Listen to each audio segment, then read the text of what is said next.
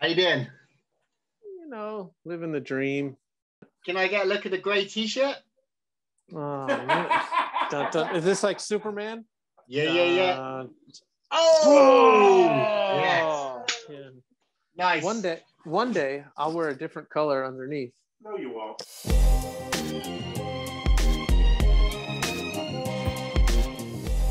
So, for all the people who don't know who you are, can you introduce yourself? Yeah, I am Delicious Again Peter, or as my mum calls me, Peter. Yeah, I've been doing toys now for 3 years, maybe. And before that, I had no experience of anything regarding toys. Building toys, that is, yeah. But were you artistically inclined? I'd like to say, yeah, I did lots of music when I was younger, but as far as physical art goes, no, I was more into models and model kits, miniatures, things like that. So no, I never really did art, in a creative sense. And so do you have a creative job that supports you? I'm kind of, well, in theory it should be, but I'm a stonemason. Yeah. In theory, okay, I can't wait to hear what this is. Yeah, well, I'm a stonemason. So when I trained to be a stonemason, I pictured I would be sat up somewhere at the top of a castle or a cathedral carving gargoyles and things, but it didn't quite work out that way. I have done the odd one, well, crucifix and things, but I've yet to do a gargoyle. It's mostly building walls. It's I mean, I've seen it done in like viral videos. Like, so are you like building foundations of brick and putting cement down and that kind of stuff? Yeah, not so much building in general building, but yeah, that's not far off, to be fair. But it's cool. I like it because it's conservation. It's looking after old buildings. There is a lot of work on churches, listed buildings, so it's kind of cool. It's got a feel good factor to it because I feel like I'm protecting history, if you will. Oh, I see. So you could be building something new, but what does a stonemason do on a building that's like, having trouble? Like what is that? Well, for example, say it was a church or something, generally you could, some of the churches here are pretty damn old. So the stone deteriorates over hundreds of years. So certain parts of a stone will be needed to replace. Say we use the gargoyle, for example, over time that will decay and parts of it will need to be repaired and pieced in and maybe a section of it recarved and put back in. Yeah. And so do you think, I mean, that doesn't sound too far from making toys. I mean, like repairing a gargoyle and pouring resin, I like suppose so. Seems kind of like I mean, not anyone off the street, doing or anyone else doing any sort of construction can repair a gargoyle. Like, yeah, I suppose so. When you put it like that, I suppose, yeah. I guess it's closer than, say, someone working in a office, for example. There was one time it was particularly close. I was working on a church, which is really close to me, and there was a carving of the big man, Jesus, and he was kind of, I won't say hanging there, that's inappropriate and insensitive. He was sorry. He was on the cross, and his rib cage it deteriorated because soft stone. So I had to re-sculpt using this kind of it's kind of like a putty, a clay, and rebuild his rib cage. And that was the first time it occurred to me. I was like, I'm sculpting a figure of Jesus. So yes, I suppose that was the closest I've come to it. I didn't tell that story very well. That sounded rubbish, but basically, yeah, he had a damaged rib cage, and I repaired the sculpture of it. Wow! And so, how long before we move on to toys? Like, how long do you have to train to be a stonemason? Well, it was, the course was 3 years, but to be honest, I've been doing it, you know, sort of 12 years now, and I'm still, as we say, wet behind the ears. It's one of those things, you know, you learn the trade hasn't changed from day one. You know, they say, like, was it like prostitution and stonemasonry are the two oldest jobs you can do. So yeah, you know, you learn how to use a hammer and chisel, but you're on your own after that. So yeah, 3 years, but I'm lucky where I live in Britain. I'm not sure if there's the city called Bath, which is made from this Bath stone, and it's a great place. So it's a good line of work to be in. It's not like you're ever like unemployed. Exactly. Yes. Exactly. There's just deteriorating stone all over the UK. Exactly. You got it. Yeah. Nice. All right. So how does someone like you, I mean, you know, who's relatively new to the scene, what was your first introduction to resin toys and resin making? Like what was it that made you take that first step? So I wanted to, I fancied myself as making to do some sculpting. And I originally started, I made like I might have it here, this kind of generic Star Wars character. You bear with me, I'll show you. And this was one of the first things I did out of super sculpey clay. I don't know if you can see that. Mm-hmm. It's like a generic bounty hunter, but it's huge. And I thought, oh, that was cool. That was fun. But the materials cost loads of money and it was huge. And then a friend of mine said, why don't you just make it smaller? I was like, that's a cool idea. So yeah, so I made it smaller. And that's when I came up with this figure called Convention Nerd, which is the first figure I ever made. And this is where you come into the story. I posted it on Instagram, and you asked for one. Before you go on, I apologize. Okay, go on. Yeah. And I thought, oh, that's cool. And I went onto your website, your Instagram. I was like, oh shit, there's a world of toys. So it's directly from you messaging me. So I went to I'm friends with a guy in the local comic shop, Automatic Comics, caution, big up. And I said, oh, this guy, DKE Toys is asked for one of my figures. And my friend Matt was like, oh, Dove. I was like, huh? He's like, yeah, Dove. And I said, oh, do you know him? And he said he'd met you a couple of times. Maybe if it was a New York toy convention, but he said your stall was set out somewhere slightly outside. Does that ring any bells? We just had a whole conversation with Clutter the past hour. Oh, really? About their run-ins with yes, it was. We got pushed back. Yes. Okay. because of their beef with Reed, the promoter. Right. Well. Yeah. Yeah.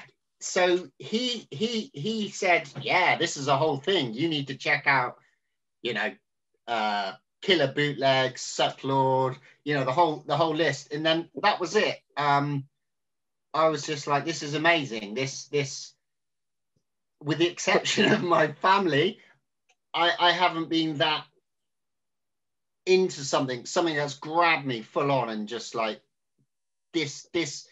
I was annoyed I hadn't come across it sooner, because I'm like 43 years old now, and I'm like, as much as I'm enjoying this, part of me's like, fuck, why didn't I do this 20 years ago? But before I contacted you, there was you still made the Convention Nerd on your own. I did, yes, I did, but I just didn't know there was a whole world doing it. I didn't realize it was a scene. I just thought, I'm the shit. I've just come up with this cool figure thing that no one else does. So you made the Convention Nerd without any reference to the scene or any other, you know, resin creators? No, none at all. My route to it was I was watching YouTube videos on in how to build molds and stuff. We don't have it over here. You guys use what's the silicon resin? No, there's a brand that you use. Smooth On, yeah. Smooth On, yeah.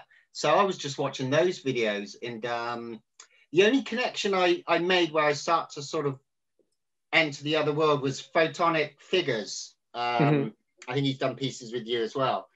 He happened to be releasing a figure at the same time, and I was like, wow, your artwork's great. And he ended up doing the artwork for me. But yeah, it quickly, you know, the ball started rolling quickly. On top of that, one of the bits I've missed is Jeremy Bullock signed 15 of my cards. Nice. So again, that was the connection with my friend in the comic shop.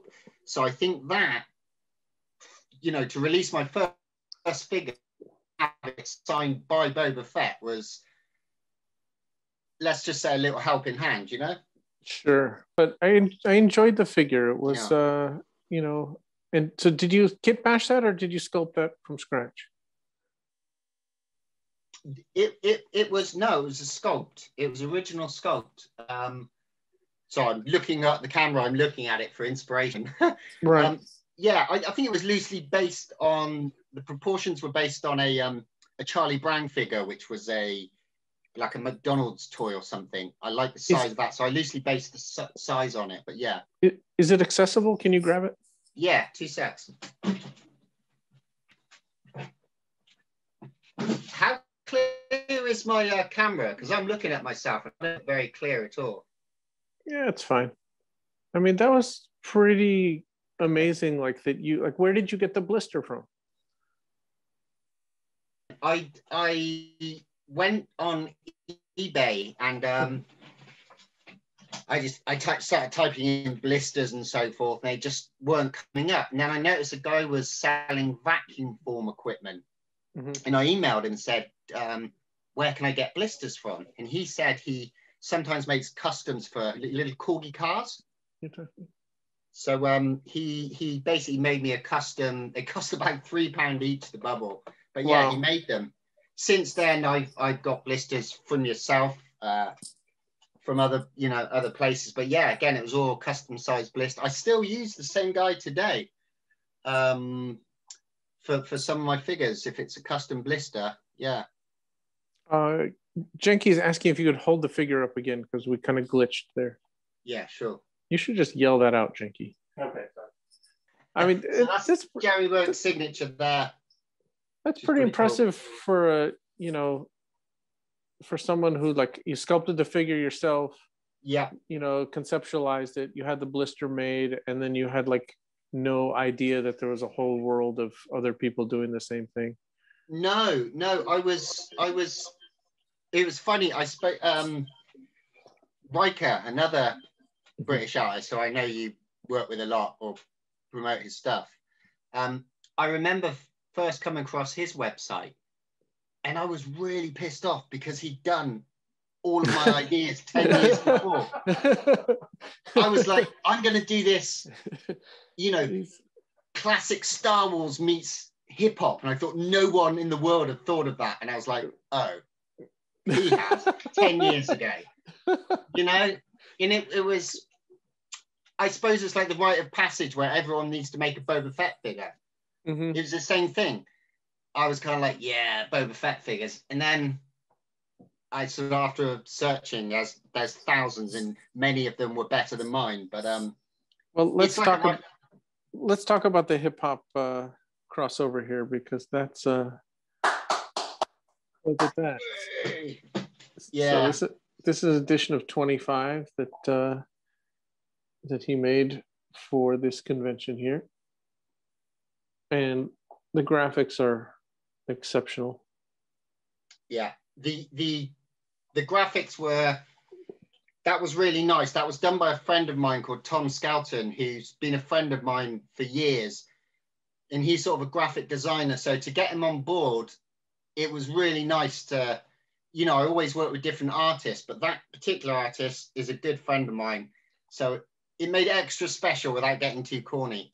Sure, but also his ability to parody the Nas album cover art, is just... it's bang on. Yeah, and it says here he's on Instagram at TW Skelton. If anyone wants to check out his work. Yeah. And then so you're casting your own resin now. I mean, it's funny because, you know, you're making it sound like, you know, you weren't doing the same thing, but, you know, Seth Relentless said here in the chat, it's like you were kit bashing Jesus. Like, I mean, you're sculpting, you know, you're dealing with materials, you know, casting. It all seems to be, you know, it's kind of, you know, synergetic in a way. Yeah, to be honest, I've never really made the connection with, I suppose a bit with masonry, but until you kind of laid it out then, I'm kind of like, yeah, I suppose so. Yeah. I blow mines for a living. Yeah. Yeah. But as I said, the main thing of this whole thing, I just wish I came to the scene earlier. It's just one of them things, you know. I've never ever had writer's block. Like, you know, the people say that I put out a lot of stuff because if it's not family life, I'm doing this. And even when I'm at work doing my masonry, this is on my mind. Mm-hmm. What am I doing next? What artist am I going to collab with? You know, it's slightly obsessive, I guess. Or very much so. You know, it's a pretty positive thing to obsess about. I mean, I think all artists have to be, I think all artists are obsessive individuals. Like, how else can you sit in a room by yourself and paint or sculpt? You know, like the group of people that is probably least effective by the pandemic and quarantine are artists. Like, these are people who just used to self-isolating anyway. They're just like, I'm going to stay home and I'm going to paint, you know, like for 1,000 hours, like until this job is done. Yeah. I couldn't do that. Like, that's not for me, man. Like, so good on you and good for being, you know, motivated. Like, I mean, I guess you know, I hear from artists sometimes that they have trouble with motivation, but I think once the idea is there and they're on a job and they're trying to get stuff done, I don't know, except for Janky. Yeah, I'm slow. But I wish, I mean, I've kind of limited anyway, because I always get other artists to do the illustrations for the cards, which in some way probably speeds up my process, because all I've got to think about is the concept idea, producing that resin and painting it. And I can go over to the illustrated artist and say, look, this is the idea, leave them to it. So I guess in some ways it does give me some more time over other artists that do the complete package, you know? I mean, there's very few people that do a complete package. Oh, really? I think that is, there are a handful of people who do virtually everything, because even I know some great painters, like there are great painters out there, they can't sculpt. Yeah. Right. And I know most sculptors I know can draw, right? But they might not be great painters. Then graphic design is a whole nother, you know, there are people who are great artists, but graphic design is not their forte. Yeah. And then there's the technical part of casting and then painting the figures and assembly. I am a huge proponent of this, of viewing this field as, you know, I think first and foremost, even though you came to this by your ability to like sculpt and cast and figure out how to cast something, that was natural to you. But really, this is conceptual art. And it's really the concept, excuse me. And there are people out there who don't do anything except conceptualize, and then someone else sculpts and someone else casts and someone else paints. And you know, there are a lot of people in the scene who've been criticized for that over the years, and other people who took, you know, said like, oh, well, I cast all my own figures. And it's like, that's great. You know, you put out like 10% of what some of these other guys put out. So it's really, I don't think that is. That's good to hear, because right or wrong, it did. I don't know. Yeah, it did play on me. I feel like, am I cheating? I don't know, but does anyone fault Andy Warhol? Like, I mean, someone buys a Warhol for $1 million, right? And it has it's his signature on it. But he didn't pull that screen print. He didn't, he just looked at it and said, okay, that's fine. Yeah. Like, yeah. does that matter? Like when someone buys a Jeff Koons like balloon dog that's the size of a house for I don't know, $1 million or $10 million, is he up there with a blowtorch, like, putting that metal together? Yeah. Like, fuck no. Like, he's not doing any of that. Like, and the same goes, like, for a filmmaker. It's like, you credit George Lucas with making Star Wars, and he wrote it. And it's like, it's the concept, but it's the person who's in charge, who approves everything, who says, okay. Yeah. Right. I mean, that because someone else is editing and someone else is making the music, and then you have actors, and really, like, a director in a movie is someone who's just saying yes or no to things. And you hope that they have a vision and that they put everything together and they keep everyone, they're a motivator of people. But I don't fault anyone in the scene for, there's too many disciplines and there's only a few people. Yes. Yeah. Because once it gets to the painting part, some people can get away with just graphic design, right? But once you get to the painting part, there's very few people. And then if you take out painting and you just call it, and you take out sculpting and it's just graphic design, kit bashing, casting, painting, then you have a bigger group of people. But even then, there's plenty of people who just one thing in there that they don't do. Or that they do it and don't really do a good job of it, but it conceptual, like, how many pieces have you seen where, like, the execution, like, doesn't matter, right? It's the concept and the toy sell. And there's other pieces that are like flawless, they're cast beautifully painted and they don't sell, and something else conceptually, and then people are pissed. Is like, oh, well, I can't. And that's where they say, like, make those nasty comments like, well, at least I cast my own figures. And it's like, that's kind of like sour grapes, or well, I've started doing a couple of 3D prints and working with 3D artists, and again, I come up with the idea and do some kind of really crass drawing and throw as much reference pictures as I can and present it to them, and then they make the sculpt. And at first, the first few times it did sort of concern me, but I'm getting used to the idea, and especially you just said then, I think I need to embrace it and take credit for it. Really, it's once my you idea. Once you put your name on it, like, and I hate to say this, but even if your idea is derivative of something else, right? But you are doing your own take on it, right? I mean, how many Boba Fett has obviously existed for 40 years. There have been other people who have created, art and figures, I'm sure, making fun of, people at convention nerds and, like, fanboys and that kind of thing. So it's not like you were the first to do any of that, but still that piece is uniquely your own, right?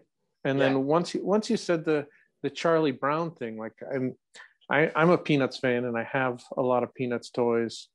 And then it clicked for me, like, why I gravitated towards that immediately, because it's the Charlie Brown pose. Like, it just kind of, as soon as you said that, it snapped for me, like, why I saw that and was like, oh, that's amazing. I have to have that. So. Well, it's funny. The first free sculpt I did, I'll show you, was a Charlie Brown figure. Bear with me 1 second. This was the practice piece. I did a MF Doom Charlie Brown. Not bigger, but yeah. And of course, you had to get your hip hop reference in there. Yes, yeah. So again, amazing. That was kind of the practice piece for the convention nerd, and you can see the stance, the shoes. That's amazing. Yeah. So that's interesting. That makes, as you said, it makes sense then that you're a Charlie Brown fan. that's what I'm here for, just to make you feel better. Yeah. Yes, absolutely. So, I mean, so you have this job that is creative, but you don't really view it as creative. I mean, it's definitely more than just a craft. Like, not anyone can do the job, but yeah, you know, a lot of what I talk to artists about is about like creative fulfillment. And so, did you do anything else on the side, like as a hobby outside of work, that was creative before you? It was music, Yeah. really. Ever since I didn't go to university, and ever since I was sort of left school, I joined bands, and it was music. Yeah, always, you know, writing music, being in bands. I worked in a record store for quite a while. And it wasn't till I sort of started creeping 30 and, you know, thought working in a record store isn't going to pay my mortgage, you know? Right. And that's where the masonry came. So, yeah, there has always been creative side to it. Music. So this didn't come out of the blue. No, I guess not. No. Seems like we're painting a picture of a very, like, that you're looking for a creative outlet. Because most people get into music. I mean, a lot of people are into music. A lot of people get into music and then realize that like they're not going to make a living at that either. Yeah. Right. And so, because the music business is just a fucking horrible, shitty business, and even people who have a name that you recognize sometimes are, you know, make no money. Especially now. Yeah, it's kind of devastating. You know, I hope that like my kids don't want to be a musician, you know, it's like, like a kid wanted, he said he wanted to play, you know, we got him some piano lessons, and he was like, and then he didn't really take to it. And then he's like, I want to play drums. And it's like, yeah, no, you're gonna have to fight. You're gonna have to fight for that one. Well, if you can get him on the piano is the best. That is the most all-round instrument. People that know piano know music, other than understand music than any other instrument. Is the piano is, It seemed like it was going to be a fight to really get him to sit, and it just didn't feel like it was natural. Like who wants, like, it was hard enough to get him to do his action figure for this show, you know. It was like he said he wanted to do it, and then it's like, okay, deadline's coming, we're going to start promoting, like, are you going to finish these? And it's like, yeah, I'm just not in the mood. And it's like, finally, it's like, dude, if you don't get half of them done by this Sunday, like, I'm pulling you off the roster. That's brilliant. The first thought when I saw that is, what's he going to spend the money on? I want to know. Is he going to make him? Is he got to save it, or can he go out to a toy store or whatever and blow it, or whatever he's into? He can only spend a third of the money. Okay. So he only gets about, we did the math, he only gets about $10 from each $40 sale, because there's a cost to cast the figure and the card back and the blister. And I had that conversation. So you're still taking your cut from your son? 100%. I mean, nice. I had that conversation with Sarah about that. It's like, do we hand this kid $40, you know, for each one of these? I mean, even just like the credit card fee, you know, that's like, you know, like, and Ian sat there and glued the blisters. Not only that, like, we had to print out the backs, and Ian had to glue the, you know, because he painted on the front of the card. So then we had to print the back, glue that. You had to use the brayer, and then you had to let that dry, flatten it, and cut it. Like that. Most of the money's gone anyway. But it was a lesson in, you know, we wrote it out all on paper, how much the blister cost and how much this cost and how much he would be left with. And he was like, I mean, at one point he was just like, fuck that, like $40, I'm going to get $10. How old is he? 7. Yeah. And he's like, that's terrible. I'm like, I said, what else do you do in your life where you're going to earn $10? Do it for the love. And he's like, nothing, like wait for my birthday. I'm like, that's right. But you're gonna just sit there and draw anyway. So Excellent. it was a little bit of a chore, but yeah. So let's get back to you.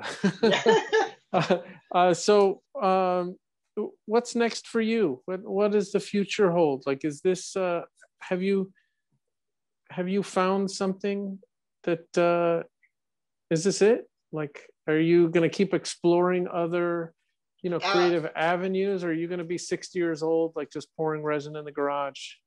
I'm committed to this. The buzz and energy. I can't tell you. It's like, as I keep going back, I wish I'd found this earlier. This is my thing. This is what I'm like, I haven't felt this into something for so long. So this is it. Answer to your question. I intend to just pursue this, push it. Regards to pouring resin in my garage when I'm 60, yeah, quite possibly. A lot of my new things are going to be original sculpts, 3D prints, and I think I'm going to do that direction a little bit. And I've also been lucky enough to do some runs for bands. Some UK bands which have done runs of 20 and 30. And that seems to have taken off quite well, to the point where I'm now doing masonry 4 days a week and doing my toys 1 day a week. Wow. And I said to myself last year, if I can get 1 day justifying financially doing toys a week, I've made it. So already I've maxed out. I'm doing toys 1 day a week. I'm there, man. So anything else is a bonus. That's fantastic.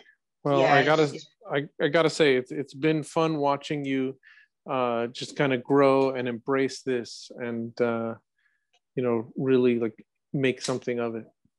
Thanks, man. I appreciate it. It's a lovely scene.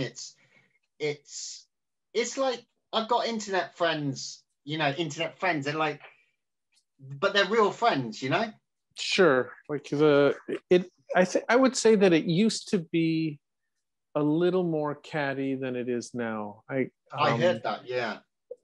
People were. What do you say? Oh, Ian says we're all old now. Yeah, I think there was a lot of insecurity, and the insecurity is I've talked about this before, but there's this book that I read called The Mirror Effect. This Dr. Drew, who does a radio show out here. It's called Loveline. It's mostly talking to people about their sexual problems and stuff like that. But he did this. There's a test called I forgot the NPI. It's like the narcissistic something index, and he had all these celebrities on the show. So he just made a point of having every one of them do this little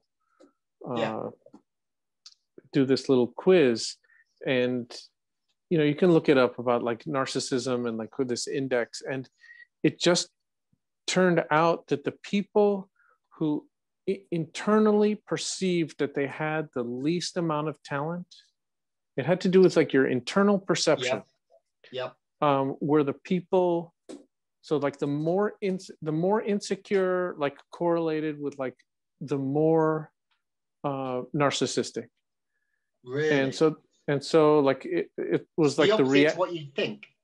Right. But it's like the reality TV stars were like the biggest narcissists of all, right? The people who felt like, oh, I'm not really an actor, I'm not really this, It's like a musician who could sit there, play a guitar, they're kind of like, you can hear yourself make music, they're kind of very on the safe end. Actors are a little bit more towards the middle.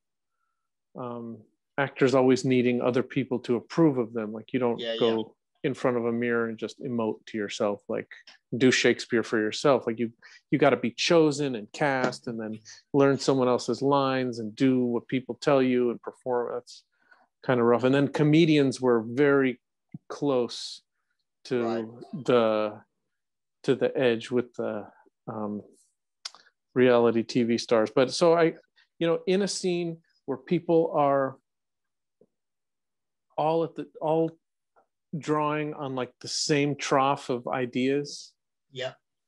I think at least in the beginning created a lot of insecurity, and there are a lot of people who didn't talk to each other and were talking shit. And now like the love is like, you know, it's so strong, it's like almost gross, you know, it's like yeah.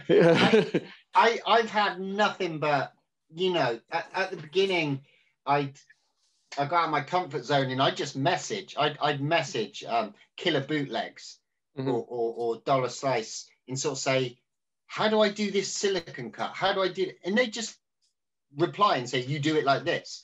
And to me, right.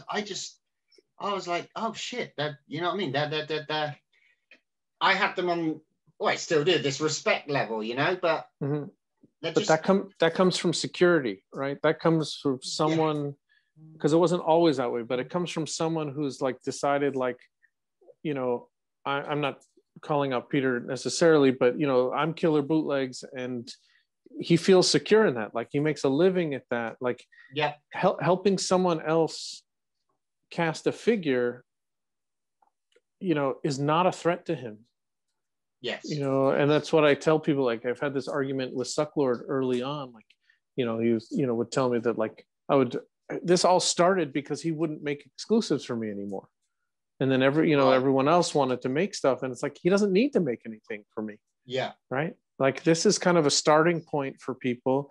And if all of these people become huge art stars and are selling work for tens of thousands of dollars, like they don't really need me anymore. But the person who's just starting out, who's trying to get their work out to the rest of the world, like, you know, that's kind of, you know, what I'm here for. So it's been nothing. And also when someone does, I think when someone releases an amazing piece, it forces you to up your game, doesn't it? You know, I see some pieces and I'm like kicking myself, like, damn, I should have made that. That's so good. And it's a healthy scene. Yeah, absolutely. That happened with that Bobo Cop figure. You know, we were on Toy Geeks and we were talking about that. And every time we always try to have a few Boba Fett figures in every show because they sell. And there's some people who only collect Boba Fett, and it does cross over to people who are not in the resin scene. And then, you know, I say, okay, here's a Boba Fett, and everyone just kind of groans. But this time I showed that Bobo Cop that Caterpillar did with the RoboCop. Is it here somewhere? It was superb. This one. And then everyone's like, they were just kind of pissed. Like, how has that not been done yet? Yeah. And why didn't I think of it 10 years ago? And trust me, I have sat up at night for 4-5 hours and gone over every pun variation you could think of. Never came up with that. That's great. And did you come up with Fetty Van Halen? I didn't. No, I didn't. And I remember when Mug first told me about that, he was like, okay, this is my idea. Don't let anyone else do it. It's my idea. I told you first. It's Fetty Van Halen. It was right when Eddie Van Halen died. It was like, oh, man. Dang. And there it goes. All right, dude. Well, we got to move on. I really appreciate your time. Thank you, man. Congratulations on your exclusive. Keep up the good work. Yeah, and thank you for the support, man. I know how much work goes into doing what you do, so I appreciate it, man. Very good. Take care, All the best, man. Take care, guys. See you later. Bye-bye. Yeah, that's fantastic.